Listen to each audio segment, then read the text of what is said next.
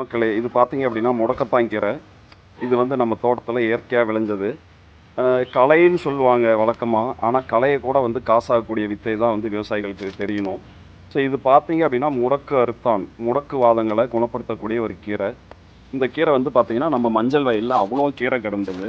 So இதை தான் வந்து இப்போ பறிச்சுட்டு வந்து நம்ம சுத்தம் பண்ணிட்டு இருக்கோம். இதை பயன்படுத்தி முடக்கத்தான் சூப் பொடி, முடக்கத்தான் தொக்கு, முடக்கத்தான் சட்னி, முடக்கத்தான் ரசம் பொடி, இது போல் நிறைய விஷயங்கள் பண்ணிட்டு இருக்கோம்.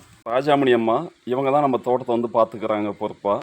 ஸோ ஒரு களைக்கொல்லி அடிக்க விட மாட்டாங்க. இப்போ விவசாயி வந்து ஒரு களைக்கொல்லி அடித்தார் அப்படின்னாக்கா இந்த முடக்கத்தான் மாதிரி எவ்வளவோ வந்து உணவுக்கு உண்டான கீரைகள் நம்ம வயலில் இருக்குது. ஆனால் அது எல்லாமே இந்த களைக்கொல்லினால் பார்த்தீங்கன்னா அழிஞ்சு போயிடும். இது வந்து உணவுங்கிறத விட இது வந்து என்ன சொல்ல மருந்துன்னு சொல்லலாம். ஏன்னா நம்ம முன்னோர்கள் வந்து உணவே மருந்து அப்படின்னு வாழ்ந்தாங்க. இன்றைக்கி இந்த வயலுக்கு வேலைக்கு போகக்கூடிய பெண்கள்லாம் பார்த்தீங்கன்னா அவங்களுக்கு பெருசாக கை கால் வலியோ உடம்பு வலியோ இருக்காது. ஏன் அப்படின்னு சொல்லி பார்த்தீங்கன்னா வரும்போதே இது போல் கீரைகளை வந்து நிறையா பறிச்சுட்டு வந்துடுவாங்க. காட்டுக்கீரை அப்படின்னு சொல்லுவாங்க. ஸோ அந்தந்த அன்னைக்கு அவங்களோட வீட்டில் பார்த்தீங்கன்னா இதுதான் சமையலாக இருக்கும். ஸோ இது அவங்க வந்து மூலிகைன்னு தெரியாமலே உணவாக சாப்பிட்டுட்டு இருக்காங்க. ஸோ அவங்களுக்கு பார்த்தீங்க அப்படின்னா எந்த ஒரு நோய் நொடியும் இல்லாமல் இருக்காங்க.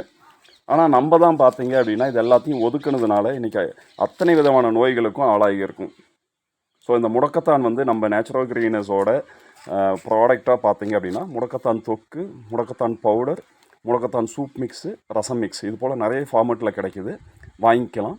நம்ம சேனல் வந்து பார்த்தீங்க அப்படின்னாக்கா தீரா பசி உணவே மருந்து, சப்ஸ்கிரைப் பண்ணிக்கோங்க. ஸோ அந்த கீரை பாருங்கள், இந்த ஒரு கணுவுக்கு இலைகள் இருக்கும், பூக்கள் இருக்கும். இந்த பலூன் காய் அப்படின்னு சொல்லுவோம். கிட்டத்தட்ட பலூன் மாதிரி வந்து காய்கள் இருக்கும், பார்த்தீங்கன்னா தெரியும். இது வந்து பலூன் மாதிரியே இருக்கும். இதை வந்து நம்ம சின்ன பசங்களில் அழுத்தி விளையாடுவோம். பார்த்தீங்கல்ல எவ்வளோ சந்தோஷம்னு சொல்லிட்டு. ஸோ இந்த கீரை தான் பார்த்தீங்க அப்படின்னாக்கா நகர்ப்புறங்களில் காசு கொடுத்து வாங்குறாங்க. ஒரு கட்டு 50 ரூபா 80 ரூபா அப்படின்னு சொல்லிட்டு வாங்குறாங்க. ஆனால் நம்மளோட விவசாய நிலங்களில் அப்படி மண்டி கிடக்குது. எது எதுக்கெல்லாம் நல்லது இது?